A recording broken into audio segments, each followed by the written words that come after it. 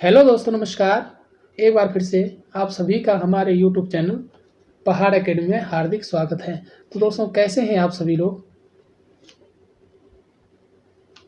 तो आइए दोस्तों शुरू करते हैं। जैसा कि आप ये देख रहे होंगे कि इसी हफ्ते जारी होगा समूह गौ की भर्तियों का कैलेंडर। जी हाँ दोस्तों, जो आयोग ने जो है एक नोटिफिकेशन आपको दे दिया है कि इस हफ्ते जो है जो ग्रुप सी के जो एग्ज़ाम है उनका कैलेंडर जारी हो जाएगा।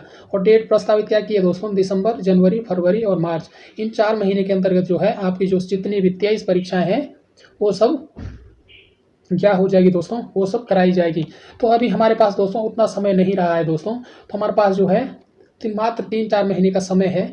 तो इस समय को कैसे कम समय में हम जो है हम दोस्तों कम समय में तैयारी करें। तो इसी क्रम को चलते हुए दोस्तों आज की जो हमारी वीडियो रहेगी दोस्तों किस पे रहेगी? हिंदी भाषा का विकास। जी हाँ दोस्तों, अब जो है हम हिंदी जो है शुरुआत से लेकर चलते हैं, यानी कि अब जो हम शुरुआती दौर से, इससे पहले सभी ने तो पढ़ा होगा, तो इसके साथ साथ दोस्तों आपका क्या है इसमें रिवीजन भी हो जाएगा और साथ में जो क्या है जिसमें आपको डाउट है वो भी आपका क्लियर हो जाएगा। और फिर उसके साथ ही आपका जो है जो भी आपका छूटा होगा टॉपिक वो भी इसमें कवर हो जाएगा।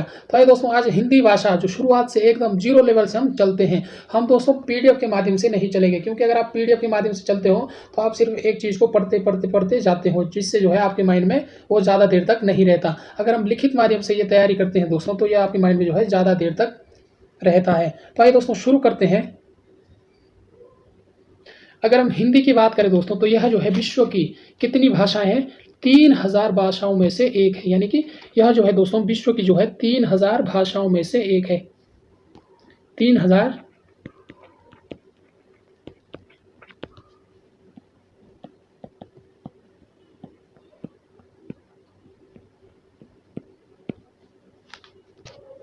अब जो है दोस्तों हम जो है इसके वर्गीकरण की बात करते हैं। अगर हम वर्गीकरण की बात करें, हिंदी के वर्गीकरण की बात करें दोस्तों तो यह जो है इसके वर्गीकरण की अगर हम बात करें दोस्तों तो आकृति और बनावट के आधार पर, आकृति और बनावट के आधार पर अगर हम बात करें दोस्तों तो यह किस प्रकार की भाषा है? यह जो है वियोगात्मक या विश्लिष्ट प्रकार की भाषा है। किस प्रकार की भाषा है दोस्तों? वियोगात्मक या विश्लिष्ट प्रकार की भाषा है। यह हम आकृति और बनावट के आधार पर इसके वर्गीकरण की बात कर रहे हैं। और अगर हम दोस्तों भाषा परिवार के बारे में बात करते हैं, अगर भाषा परिवार के आधार पर इसका वर्गीकरण करते हैं तो यह जो है भारोपीय भाषा परिवार की एक भाषा है। किस भाषा परिवार की दोस्तों? भारोपीय भाषा परिवार के आधार पर अगर हम इसका वर्गीकरण करें दोस्तों तो यह जो है किस प्रकार की है? भारोपीय भाषा परिवार की, यानी कि भारोपीय भाषा है दोस्तों। कौन सी है? भारोपीय प्रकार की जो है एक भाषा है, जिसे हम जो क्या कहते हैं दोस्तों, इंग्लिश में इसे इंडो यूरोपियन कहते हैं। क्या कहते हैं? इंडो यूरोपियन के नाम से भी जाना जाता है। आकृति बनावट के आधार पर बात करें तो भाषा कितने प्रकार की दोस्तों?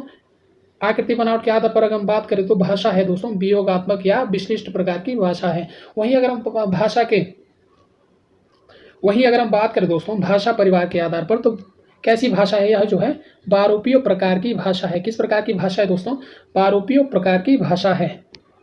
वहीं अगर हम इंडिया की बात करें दोस्तों, अगर हम भारत की बात करें तो यहाँ पर जो है बोलने वाले जनसंख्या, यानी कि बोलने वालों के आधार पर जो है सबसे ज़्यादा जो परसेंटेज है वो किस भाषा का है दोस्तों? वो हमारी भारोपीय भाषा का परसेंटेज है। यानी कि भारत में सबसे ज़्यादा बोलने वाला कौन सा परिवार है? भारोपीय भाषा परिवार है। कौन सी दोस्तों?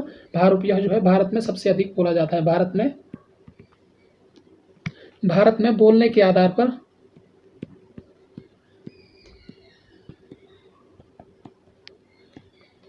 सबसे बड़ा भाषा परिवार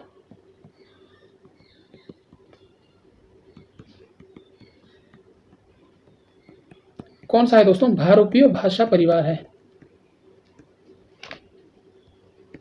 अब आते हैं दोस्तों, अगर हम दोस्तों भाषा परिवार की बात करें, भाषा परिवार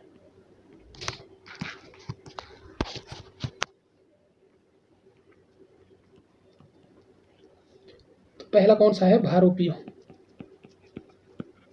यह भारत में कितना परसेंट बोला जाता है? 73%।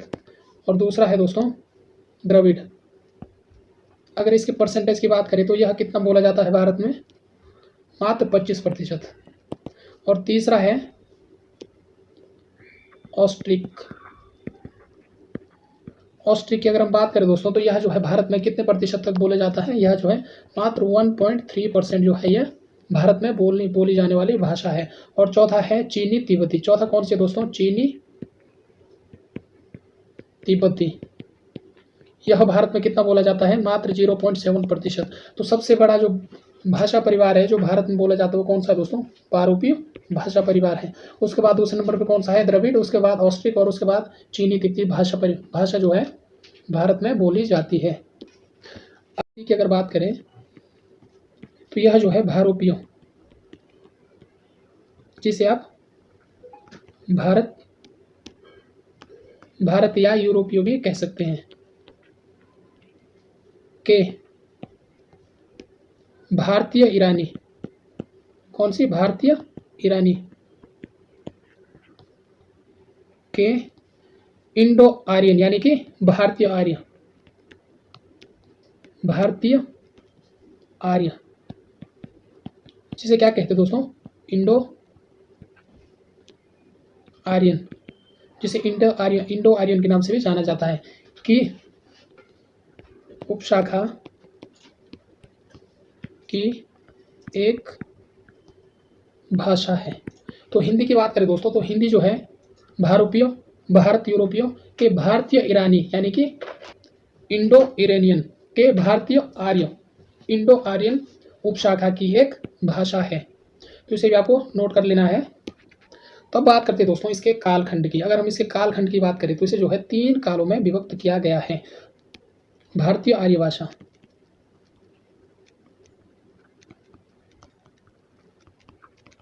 इसे जो है कितने कालों में दोस्तों, इसे जो है 3 कालों में विभक्त किया गया है। तो कौन कौन से काल, तो पहला हमारा हो गया प्राचीन भारतीय आर्य भाषा। तो इसे मैं शॉर्ट फॉर्म में लिख रहा हूँ दोस्तों, प्राचीन भारतीय आर्य भाषा। और दूसरे नंबर पे है आधुनिक भारतीय आर्य भाषा। तीसरा है दोस्तों आधुनिक भारतीय आर्य भाषा और दूसरा है मध्यकालीन भारतीय आर्य भाषा। तो पहला है प्राचीन भारतीय आर्य भाषा और दूसरा है दोस्तों मध्यकालीन भारतीय आर्य भाषा और तीसरा है आधुनिक भारतीय आर्य भाषा। तो इसे कितने कालखंडों में विभक्त किया दोस्तों, 3 कालखंडों में विभक्त किया गया है। वहीं अगर हम प्राचीन भारतीय आर्य भाषा की बात करें तो इसका कार्यकाल कहाँ से कहाँ तक है दोस्तों, कब से कब तक थी दोस्तों। इसका जो काल की बात करें यानी कि यह जो है 1500 ईसा पूर्व से लेकर 500 ईसा पूर्व तक जो है इसका प्रयोग काल था, किसका, प्राचीन भारतीय आर्य भाषा की। वहीं अगर हम मध्यकालीन भारतीय आर्य भाषा की बात करें दोस्तों तो इसका जो प्रयोग काल था कब से कब तक था, यानी कि 500 ईसा पूर्व से 1000 ईस्वी तक जो है किसका कार्यकाल था दोस्तों, मध्यकालीन भारतीय आर्य भाषा। वहीं अगर हम आधुनिक भारतीय आर्य भाषा की बात करें, यह जो है दोस्तों 1000 ईस्वी से अब तक, 1000 ईस्वी से अब तक जो भाषा है दोस्तों कौन सी, हमारी आधुनिक भारतीय आर्य भाषा। प्राचीन भारतीय आर्य भाषा कब से कब तक है दोस्तों, 1500 ईस्वी से 500 ईसा पूर्व। 1500 ईसा पूर्व है दोस्तों। ईसा पूर्व और ईस्वी में क्या अंतर है दोस्तों, जो पहले के ज़माने में जो है दोस्तों, जो ईस्वी है, जो सन है, वो ऊपर से नीचे की ओर, जैसे 15, 14, 13, 12, 11 इस प्रकार से गिने जाते थे। और ईस्वी में क्या है दोस्तों, ईस्वी में जो है सन जो है 1, 2, 3 यानी कि ऊपर की ओर गिने जाते हैं। तो यह इसमें अंतर है, इसमें आपको जो है कंफ्यूज नहीं होना है। तो जैसे अगर ईस्वी में क्या होता है दोस्तों, जैसे 1500 हो गया, 1500 के बाद फिर 1400 आएगा, 1400 के बाद 1300। वहीं अगर हम ईस्वी की बात करें दोस्तों तो ईस्वी में क्या होता है 100, फिर उसके बाद 200, 200 के बाद 300, 400 इस प्रकार से शताब्दी आगे की ओर बढ़ती है। और ईसा पूर्व में जो है जो शताब्दी होती है वो पीछे की ओर घटती रहती है। अब बात करते हैं दोस्तों प्राचीन भारतीय आर्य भाषा की। अगर हम प्राचीन भारतीय आर्य भाषा के उदाहरण की ओर चलते हैं तो इसमें जो है कौन कौन सी, यानी कि इसका कौन कौन सा एग्जाम्पल है दोस्तों, यानी कि वैदिक और लौकिक संस्कृति। उदाहरण के लिए एग्जाम्पल क्या क्या दोस्तों, वैदिक और लौकिक संस्कृति। यह किसके अंतर्गत आती है दोस्तों, इसका जो कार्यकाल था वैदिक और लौकिक संस्कृति का प्राचीन भारतीय आर्य भाषा के अंतर्गत था। वहीं अगर हम आधुनिक आर्य भाषा की बात करें दोस्तों, आधुनिक की बात करें तो यह, तो इसके अंतर्गत जो है दोस्तों, जो हिंदी की जो तमाम भाषाएं आजकल जो बोली जाती है, जैसे उड़िया हो गया, बांग्ला हो गया, मराठी, सिंधी, गुजराती आदि जो भाषाएं आती है दोस्तों, वो सब किसके अंदर, जो आधुनिक काल की जो भाषाएं हैं वो आधुनिक आर्य भाषा के अंतर्गत आती है। एग्जाम्पल के लिए जैसे गुजराती, मराठी, बांग्ला, सिंधी आदि, यह जो है किस काल के उदाहरण है दोस्तों, यह जो है आधुनिक भारतीय आर्य भाषा के उदाहरण है। वहीं अगर हम मध्यकालीन आर्य भाषा की बात करें दोस्तों, तो इसका जो एग्जाम्पल है पाली, प्राकृत और अपभ्रंश। पाली, प्राकृत और अपभ्रंश। अपभ्रंश का अपभ्रंश, जो पाली, प्राकृत और अपभ्रंश का जो कार्यकाल चला दोस्तों, वो किसके मध्य चला, 5000 ईसा पूर्व से 1000 ईस्वी तक, यानी कि मध्यकालीन आर्य भाषा के अंतर्गत चला। वहीं अगर हम आधुनिक आर्य भाषा की बात करें तो इसका एग्जाम्पल कौन कौन से थे दोस्तों, जैसे गुजराती हो गया, गुजराती हो गया, मराठी हो गया, बांग्ला हो गया, सिंधी हो गया और उड़िया हो गया, असमी आदि जो है इसके एग्जाम्पल हैं। वहीं अगर हम प्राचीन आर्य भाषा की बात करें दोस्तों, तो इसके कार्यकाल के अंतर्गत कौन सी संस्कृति थी, यानी कि वैदिक और लौकिक संस्कृति जो है किसके अंतर्गत थी, हमारी प्राचीन भारतीय आर्य भाषा के अंतर्गत थी। आइए दोस्तों अब शुरू करते हैं प्राचीन भारतीय आर्य भाषा। प्राचीन भारतीय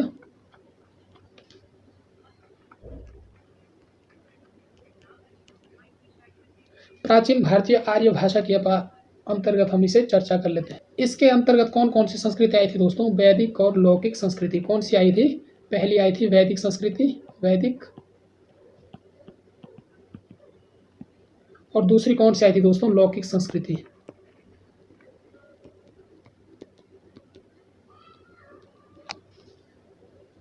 वहीं अगर हम दोस्तों अगर वैदिक संस्कृति के कार्यकाल की बात करें तो इसका कार्यकाल कहाँ से कब तक था, यानी कि 1500 ईसा पूर्व से लेकर 1000 ईसा पूर्व तक जो है इसका कार्यकाल था, किसका, वैदिक संस्कृति। अगर हम लौकिक संस्कृति की बात करें दोस्तों, तो इसका जो कार्यकाल था वह था 1000 ईसा पूर्व से कब तक था, 500 ईसा पूर्व तक जो है इसका कार्यकाल था, किसका, हमारी लौकिक संस्कृति का। तो वैदिक संस्कृति की बात करें दोस्तों, तो इसका जो अन्य नाम है, अन्य नाम, इसे जो है छांदस नाम से भी जो है इसे जाना जाता है, किसका, वैदिक संस्कृति। इसका जो ये नाम दिया था दोस्तों, किसने दिया था, यास्क और पाणिनि ने जो है यह इसका नाम दिया था, किसका, मतलब वैदिक संस्कृति को अन्य नाम क्या दिया था, छांदस नाम से जो इसे किसने कहा था दोस्तों, यास्क और पाणिनि ने। अगर हम लौकिक संस्कृति की बात करें दोस्तों, तो इसका जो अन्य नाम है, तो इसे जो दोस्तों संस्कृत और भाषा नाम से इसे जाना जाता है। जो भाषा नाम है दोस्तों वह जो इसके लिए किसने कहा था, पाणिनि। किसने कहा था दोस्तों, पाणिनि ने कहा था। तो इन्हें भी आपको क्या है, नोट करते हुए चलना है, क्योंकि वह काफ़ी ज़्यादा इंपॉर्टेंट है। तो अब करते हैं दोस्तों मध्यकालीन भारतीय आर्य भाषा की बात करते हैं। कौन सी दोस्तों, मध्यकालीन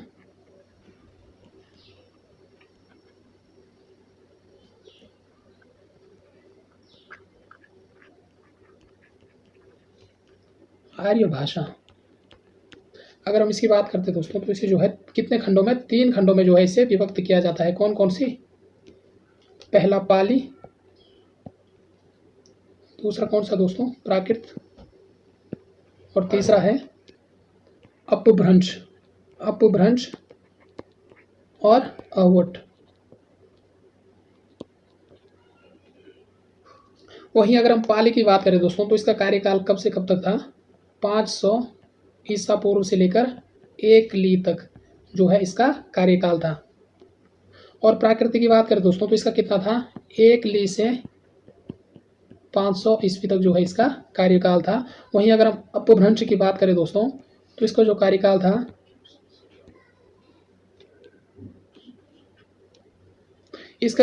था, कितना दोस्तों, 500 ईस्वी से लेकर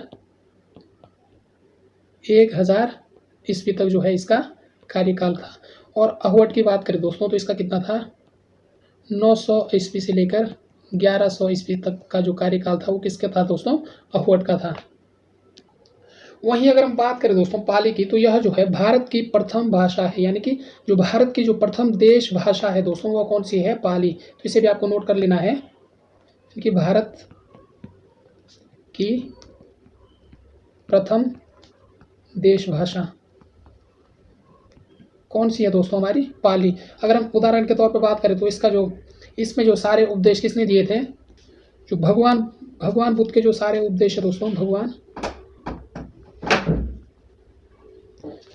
भगवान बुद्ध के जो सारे उपदेश हैं वो किस भाषा में है? वो हमारे पाली भाषा में दिए गए हैं। वहीं अगर हम बात करें दोस्तों प्राकृतिक की, तो इसमें जो है भगवान महावीर के जो सारे उपदेश है दोस्तों किसमें है? हमारे प्राकृतिक भाषा में है। किसमें है दोस्तों? प्राकृतिक भाषा में है। अपभ्रंश की बात करें, अपभ्रंश तो इसका कार्यकाल कितना दोस्तों? 500 से 1000 ईस्वी तक। वहीं अगर हम अवध की बात करें तो इसे जो है जो अवध है दोस्तों, इसे किस नाम से जाना जाता है दोस्तों? यह जो है संक्रमणकालीन या संक्रमणकालीन या संक्रांतिकालीन के नाम से भी इसे जाना जाता है। किसे दोस्तों? अवध को। वहीं अगर हम अपभ्रंश की बात करें दोस्तों, तो इसका आरंभ जो है दोस्तों 8वीं सदी में, किस सदी में? 8वीं सदी में जो है किस कवि से हुआ? स्वयंभू कवि से हुआ। किस कवि से? स्वयंभू कवि से जो है इसका कार्यकाल माना जाता है। तो आइए दोस्तों अब जो है अब करते हैं आधुनिक भारतीय आर्य भाषा। आधुनिक भारतीय आर्य भाषा। अगर हम आधुनिक भारतीय आर्य भाषा की बात करें दोस्तों, तो यह जो है कितने प्रकार है? इसके जो है 3 कालखंडों में जो इसे डिवाइड किया गया है। कितने में दोस्तों? 3। पहला आता है प्राचीन,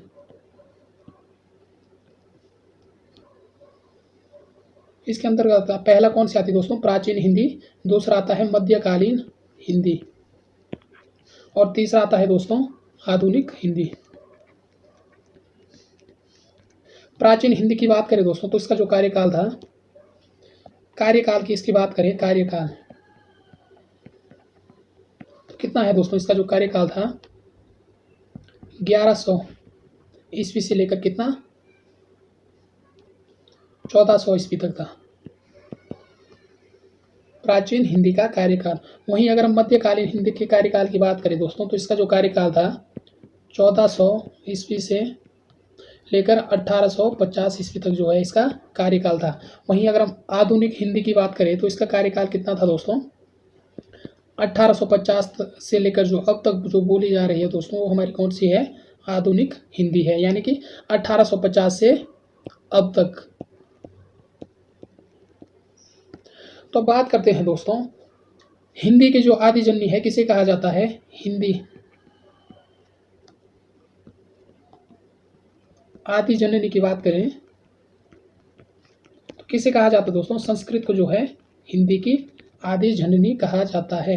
तो आइए दोस्तों जो हिंदी भाषा का विकास है उन्हें हम देख लेते हैं, यानी कि हिंदी भाषा का विकास क्रम।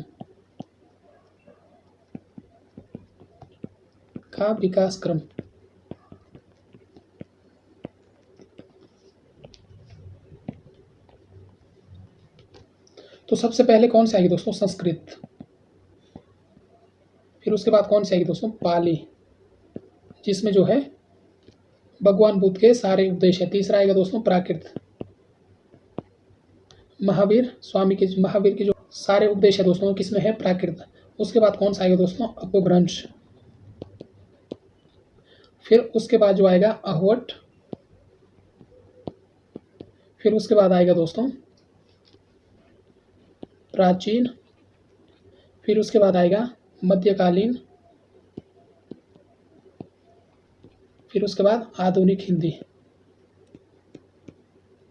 यह है जो तो यह जो दोस्तों काफ़ी ज़्यादा इम्पोर्टेंट है। जो विकास क्रम है हिंदी भाषा का वो कैसा है, सबसे पहले कौन सी आई, संस्कृत। संस्कृत से जो है आगे बढ़ते हुए किसका विकास हुआ दोस्तों, पाली भाषा का विकास हुआ। उसके बाद किसका विकास हुआ दोस्तों, हमारे प्राकृत भाषा का विकास हुआ। फिर प्राकृत भाषा से जो है किस में परिवर्तन हुआ, उसका अपभ्रंश में, और अपभ्रंश से होते हुए अहवट, और अहवट से होते हुए दोस्तों प्राचीन हिंदी में परिवर्तन, और प्राचीन हिंदी से होते हुए मध्यकालीन हिंदी, और मध्यकालीन से होते हुए जो हमारी आधुनिक हिंदी है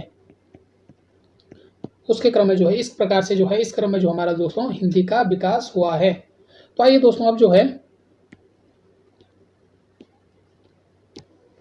इन सभी के बारे में चर्चा कर लेते हैं। तो जो संस्कृत है, संस्कृत, पाली और प्राकृत, इन तीनों भाषाओं का जो है हमारे सिलेबस में जिक्र नहीं है। इन तीनों भाषाओं का जो है दोस्तों हमारे सिलेबस में जो है जिक्र नहीं है। तो हम कहाँ से लेकर चलते हैं दोस्तों, अपभ्रंश, अहवट, प्राचीन हिंदी, आधुनिक हिंदी, और प्राचीन हिंदी, मध्यकालीन हिंदी और आधुनिक हिंदी लेते हुए चलते हैं। तो कहाँ से शुरू करेंगे दोस्तों, हम अपभ्रंश से शुरू करते हुए चलते हैं। तो आइए दोस्तों शुरू करते हैं अपभ्रंश।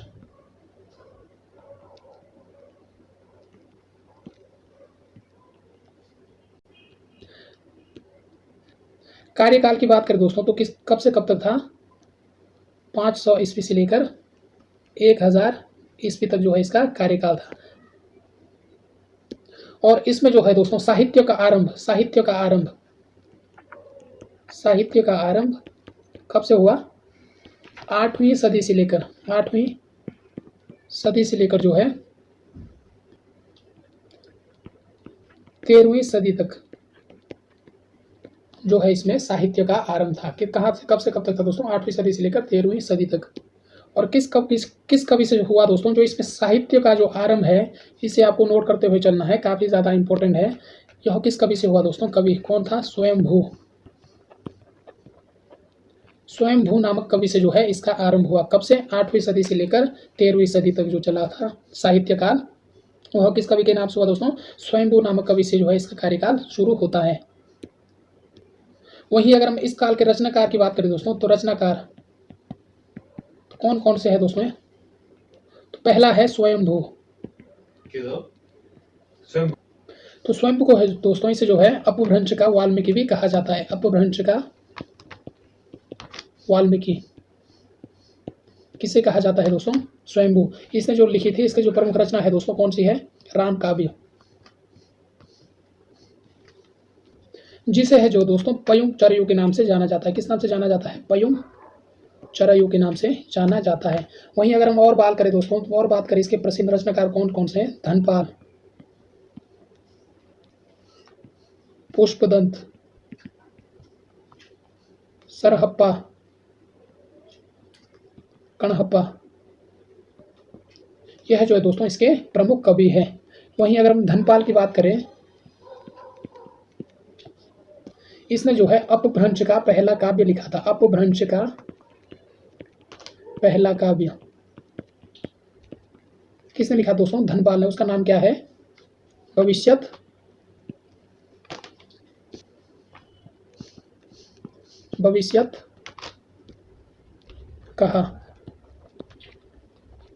कहा जो है दोस्तों अपभ्रंश का पहला काव्य है, यानी कि पहला प्रबंध काव्य।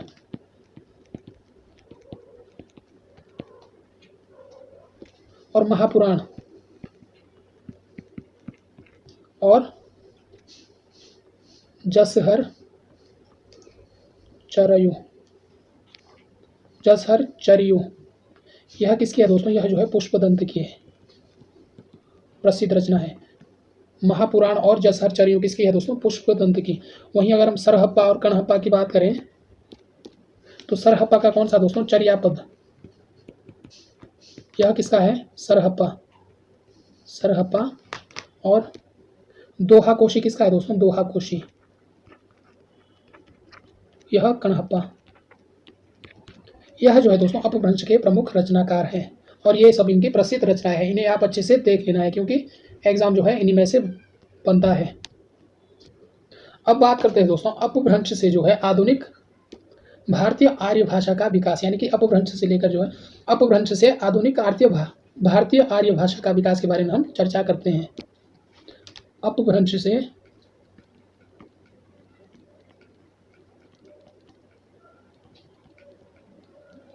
आधुनिक आर्य भाषा का विकास। अगर हम इसकी बात करें दोस्तों तो अपभ्रंश के वेद, यहाँ पे अपभ्रंश के वेद, और यहाँ पर जो है आधुनिक भारतीय आर्य भाषा।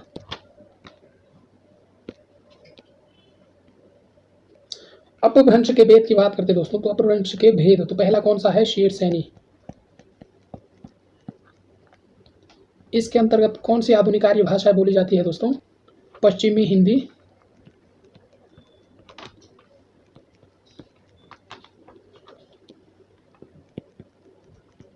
राजस्थानी और तीसरा है गुजराती।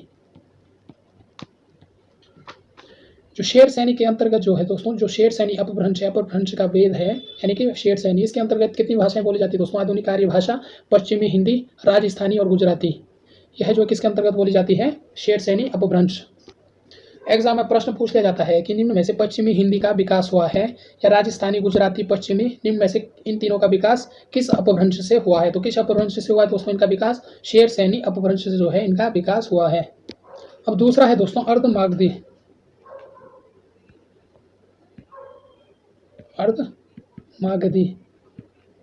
इसके अंतर्गत कौन सी बोली बोली जाती है दोस्तों, पूर्वी हिंदी। जो पूर्वी हिंदी का विकास हुआ है वो किससे हुआ है, अर्धमागधी भाषा से हुआ है। और तीसरा है दोस्तों मागधी। इसके अंतर्गत कौन सी बोली जाती है, अगर हम इसकी बात करें दोस्तों तो इसके अंतर्गत जो है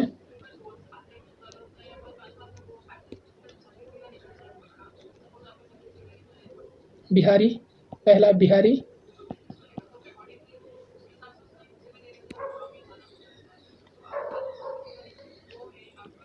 दूसरा है दोस्तों उड़िया, तीसरा बांग्ला और असमिया। ये जो चार बोलियां हैं दोस्तों किसके अंतर्गत बोली जाती है, यह जो है मागधी भाषा के अंतर्गत बोली जाती है, यानी कि बिहारी,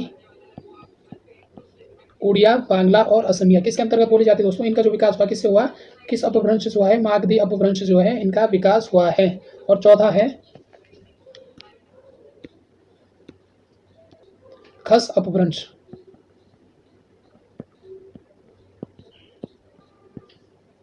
इसके अंतर्गत कौन सी बोली जाती है दोस्तों, पहाड़ी, जो किससे प्रभावित है, शेरसैनी से प्रभावित है। यह जो है शेरसैनी अपभ्रंश से प्रभावित है, शेरसैनी से प्रभावित। तो पांचवा है दोस्तों ब्राह्मण। इसके अंतर्गत ब्राह्मण अपभ्रंश के अंतर्गत कौन सी बोली बोली जाती है दोस्तों, पंजाबी और दूसरी कौन सी बोली जाती है, सिंधी। वहीं अगर हम पंजाबी की बात करें दोस्तों तो पंजाबी जो है शेरसैनी से प्रभावित है। किससे प्रभावित है, शेरसैनी से प्रभावित है। वहीं अगर हम सिंधी की बात करें, यह जो है किस अपभ्रंश से बोली जाती है दोस्तों, ब्राह्मण अपभ्रंश से बोली जाती है, पंजाबी और सिंधी। अब जो लास्ट आता है दोस्तों, छठे नंबर पे आता है महाराष्ट्री अपभ्रंश। इसके अंतर्गत कौन सी बोली जाती है, इसके अंतर्गत जो दोस्तों मराठी है वो किसके अंतर्गत बोली जाती है, महाराष्ट्री अपभ्रंश के अंतर्गत बोली जाती है। तो यह है दोस्तों अपभ्रंश से जो है आधुनिक आर्य भाषा का विकास। पहला कौन सा हमारा, शेरसैनी। दूसरा कौन सा, शेरसैनी जिसके अंतर्गत तीन बोलियां बोली जाती है, कौन सी, पश्चिमी हिंदी, राजस्थानी और गुजराती। दूसरा है दोस्तों अर्धमागधी, जिसके अंतर्गत जो है पूर्वी हिंदी बोली जाती है, यानी कि पूर्वी हिंदी का जो विकास हुआ है वो किस अपभ्रंश से हुआ है, वो हमारा अर्धमागधी अपभ्रंश से हुआ है। वहीं अगर हम बात करें दोस्तों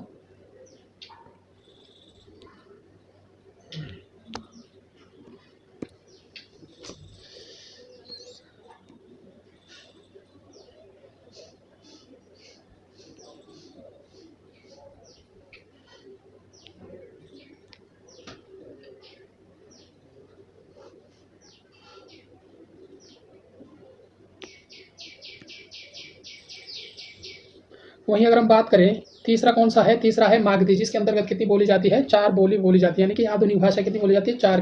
कौन कौन सी, बिहारी, उड़िया, बांग्ला और असमिया। असमिया, बांग्ला, उड़िया और बिहारी, इन सब का विकास किससे हुआ दोस्तों, किस अपभ्रंश से हुआ है, मागधी अपभ्रंश से हुआ है। वहीं अगर हम बात करें दोस्तों उसके बाद चौथी है गस, कौन सी है, खस अपभ्रंश। खस अपभ्रंश के अंतर्गत जो है पहाड़ी शेर, पहाड़ी हिंदी आती है। कौन सी आती है दोस्तों, पहाड़ी आती है, जो किससे प्रभावित है, शेर सैनी से प्रभावित है। और 5वें नंबर पे आता है दोस्तों ब्राचर, जो किससे प्रभावित है, ब्राचर के अंतर्गत जो आती है पंजाबी और सिंधी, और जो पंजाबी है वो किससे प्रभावित है दोस्तों, शेर सैनी अपभ्रंश से प्रभावित है। तो यह है दोस्तों जो है अपभ्रंश से आधुनिक आर्य भाषा का विकास। तो बात करते हैं दोस्तों अहवट की। अगर हम अहवट की बात करें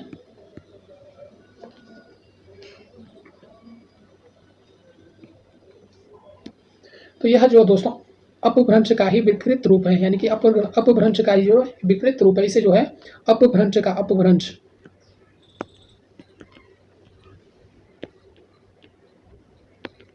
अपभ्रंश का अपभ्रंश किसे कहा जाता है दोस्तों, अहवट को कहा जाता है, या इसे परवर्ती अपभ्रंश, इन दो नामों से इसे जाना जाता है।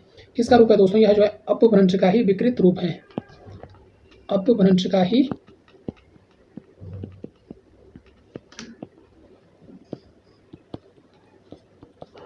कौन सा, हमारा अहवट।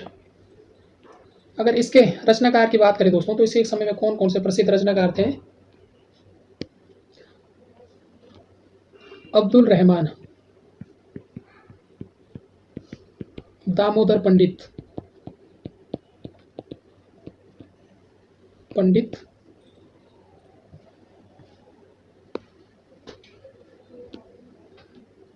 ज्योतिरीश्वर ठाकुर, ज्योतिरीश्वर ठाकुर, ज्योतिरीश्वर ठाकुर, और कौन है दोस्तों, विद्यापति।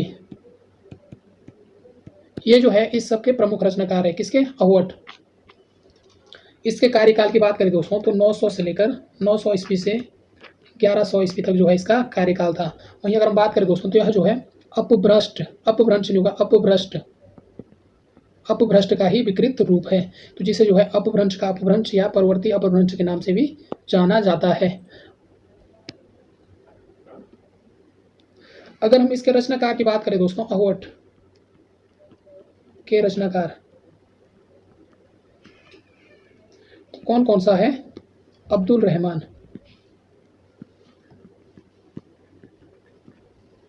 तो इसकी रचना है दोस्तों स्नेह रासय, यानी कि जिसे जो है हिंदी में संदेश रासक भी कहते हैं, संदेश रासक। यह किसकी रचना है दोस्तों, यह जो है अब्दुल रहमान की रचना है। और दूसरा जो कवि था दोस्तों दामोदर पंडित। अगर इसकी रचना की बात करें दोस्तों तो इस भाषा में इसने कौन सी रचना की थी, उक्ति व्यक्ति प्रकरण, यह जो है इसकी रचना है, किसकी, दामोदर पंडित की। तीसरा था दोस्तों ज्योतिरीश्वर ठाकुर, ज्योतिरीश्वर ठाकुर, जिसने जो है, जिसकी प्रमुख रचना है वर्ण रत्नाकर। तो जो ये रचना है दोस्तों इसे भी आपको जो है ध्यान लेते हुए चलना है, यानी कि अभी जो है काफ़ी ज़्यादा महत्वपूर्ण है। और चौथा है विद्यापति। तो इसकी रचना कौन सी है दोस्तों, कीर्तिकला। कीर्तिकला है दोस्तों किसकी है, विद्यापति की। और लास्ट में जो आता है दोस्तों इसके प्रमुख रचनाकार में रोड़ कवि, जिसकी रचना है राउलवेल। तो यह है दोस्तों जो है अहवट।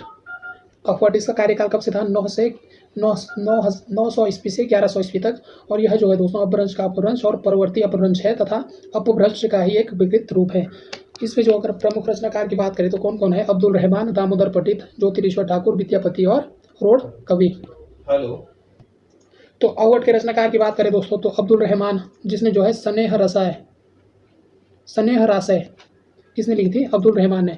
स्नेह रास है, जिसे जो है संदेश रास के नाम से भी जाना जाता है। और दूसरा है दोस्तों दामोदर पंडित, जिसकी जो रचना है उक्ति व्यक्ति प्रकरण, किसकी है, दामोदर पंडित की। और तीसरा है ज्योतिरीश्वर ठाकुर, इसके दोस्तों वर्ण रत्नाकर किसकी है, ज्योतिरीश्वर ठाकुर की।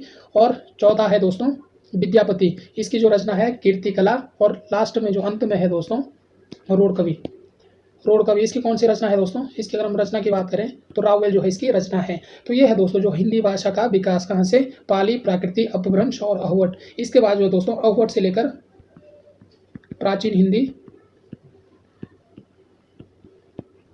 मध्यकालीन और आधुनिक हिंदी का विकास हुआ।